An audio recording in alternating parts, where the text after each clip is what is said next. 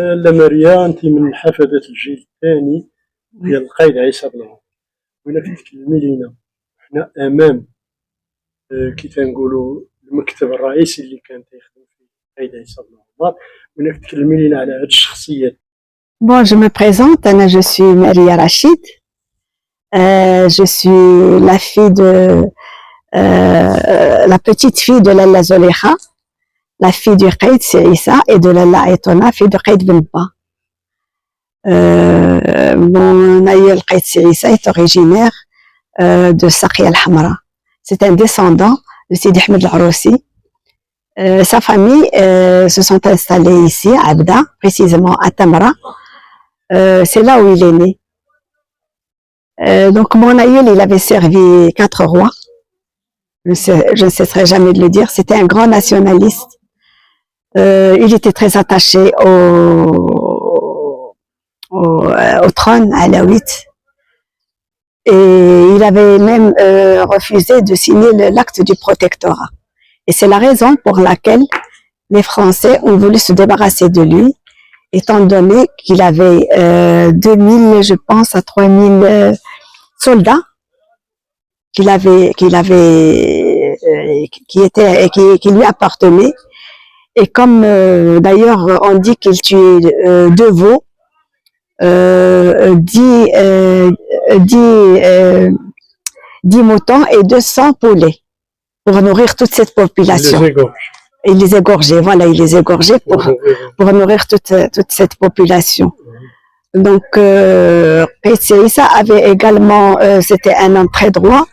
Il faisait preuve de fermeté et il était très très courageux, défiant tous les problèmes qui se posaient dans le temps durant la Siba.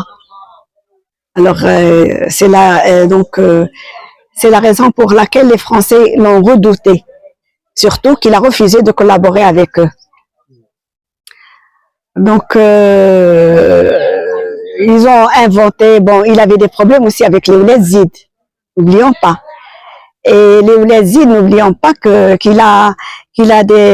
ils ont des petits enfants ensemble, parce qu'il avait une alliance avec les Ouled Zid. Et malgré les tentatives de réconciliation récurrentes, ces derniers se rebellaient chaque fois. Pourquoi? Pour la simple raison parce qu'il n'est pas de Abda. On lui reproche d'être venu du Sahara marocain, donc pour eux c'est un étranger et il ne doit pas être Qaïd. On entendait que le Qaïd Issa Ben Omar avait 4 femmes. Oui, oui. Bon, il y avait ma grand-mère, mon arrière-grand-mère, Lalla Etona. C'était une femme qui était instruite. D'ailleurs, on l'appelle la Fqeha. C'est la fille de la Qaïd de Hmar, Qaïd Benba. Et puis il y avait sa cousine. Il y avait aussi la belle-mère de feu Mohamed Hassan Ier. Et une autre, c'était une princesse soudanaise du Soudan. Son père était roi. Moi, j'y tiens beaucoup parce que personne ne le sait. C'est une information que peu de personnes savent. Qaïd Sirissa était aussi un fidèle ami, très reconnaissant, faisant preuve de gratitude. La preuve, c'est que la famille de mon grand-père, mes arrière-grands-pères, mon arrière-grand-père, c'était du côté du paternel de ma mère. À un moment, il y a eu une année de sécheresse à Abda. Il avait envoyé ses hommes pour acheter le blé, tout ce qu'il fallait. Alors ils sont partis chez mon arrière-grand-père. Mais le père de mon arrière-grand-père, qui était lui aussi khalifa dans le temps. Et quand ils ont voulu payer, ils ont refusé. Après la Siba, ils sont venus se réfugier ici, chez le Qaïd Sirissa. Il leur a dit, vous êtes les bienvenus, même si cela devait prendre 30 ans. Effectivement, ils sont restés 30 ans ici. Ah oui. Oui.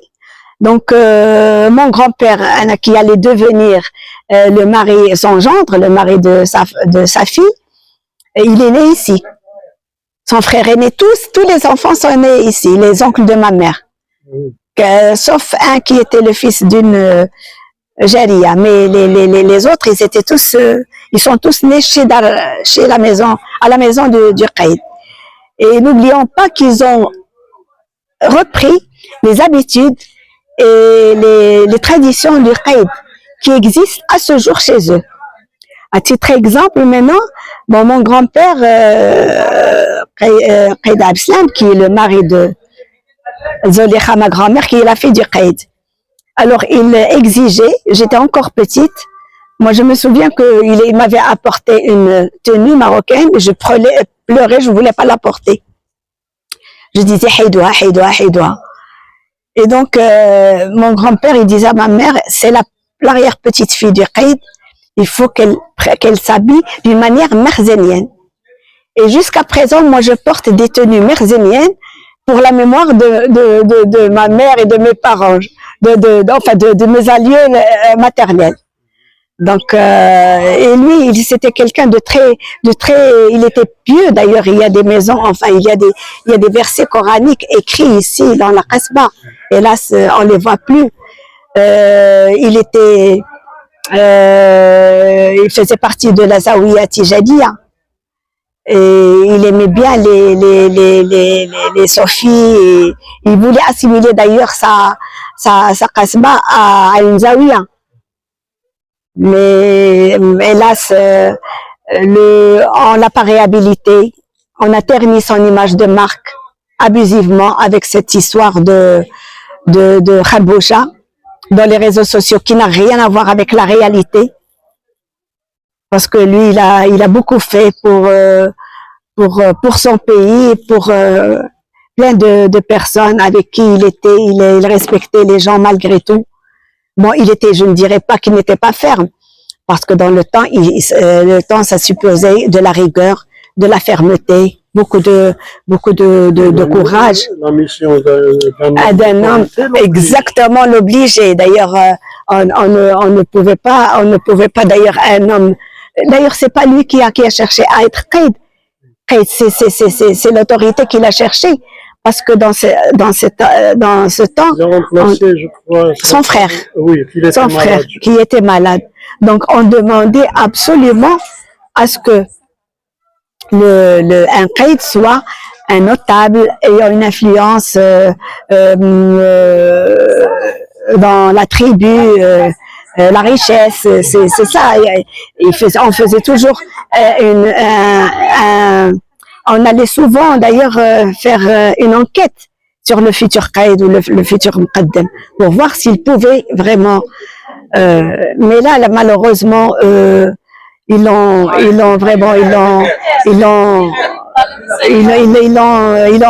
emprisonné.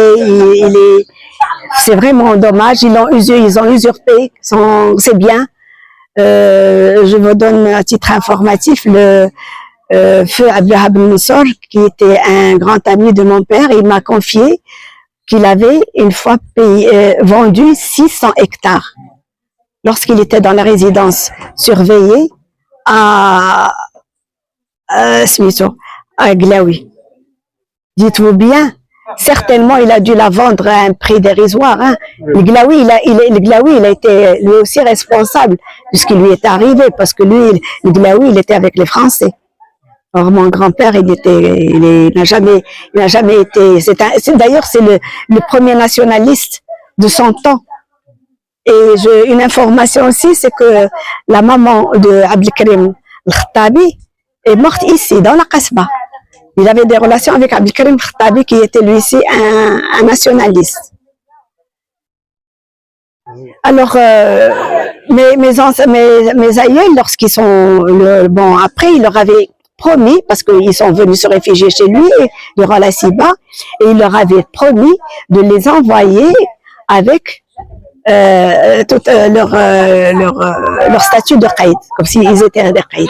Effectivement, comme il avait des daïrs qui signaient à blanc, Il avait mon arrière-grand-père Qaïd Arabi, il est parti Qaïd en 1903 à Ben Hamed. Et lorsqu'ils ont voulu demander en mariage ma grand-mère, ils sont partis, ils ont réuni tous les notables de la Chaouia. Ils sont partis chez lui, la demander dans sa résidence surveillée. Elle est venue, c'est le fils d'un cousin de ma mère, fils d'un notable, qui est venu la chercher en voiture. Ils l'ont ramenée d'abord à Casa pour se reposer chez un cousin de mon grand-père. Elle est partie au bain, on lui a mis le haine et tout, et ensuite elle est revenue à Regada. Regada, c'est la tribu de mes aïeux. Et c'est là-bas où ils avaient mis également, ils ont construit des coupoles, vous voyez, des coupoles pour elle et pour sa mère. Elle était très respectée. À ce jour, on est respecté parce que nous sommes les arrière-petits-enfants du Qaïd. Merci beaucoup.